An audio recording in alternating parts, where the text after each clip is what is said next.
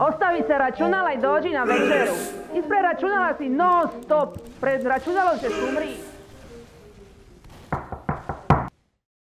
Ide peticu iz povijesti. Čestitam ti. Alo, ljudi, jeste vidjeli di Bob, ja zvao sam ga 1000 puta, a ništa se ne javlja bez toga. Ne znamo. Mislim da treba ranije doći.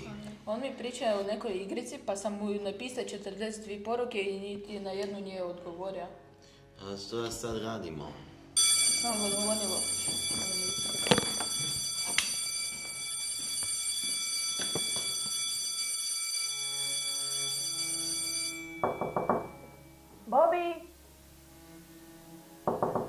Bobi, zvala me učiteljica, rekla mi je da nisi došla danas u školu.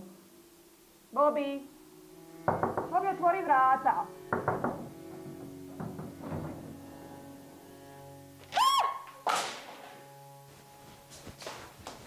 Zdravo!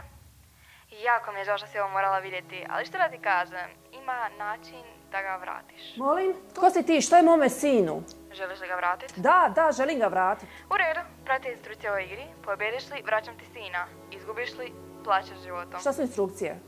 Prvo, samo uđi u igru.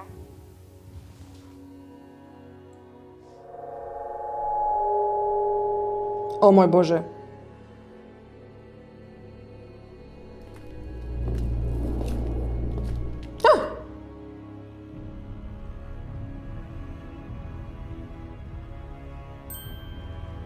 Joj, kako slatko. Moraš ubiti tu životinju. Što?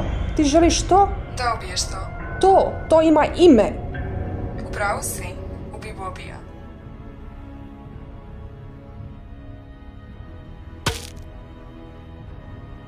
Probudi se. Bobi! Ej. Gdje je moj sin? Pa, ovdje na ovoj razini je tvoj buđi sin umro. Iza.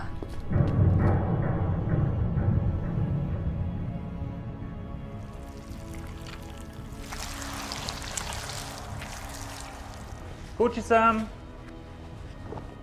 Ne zazajte me.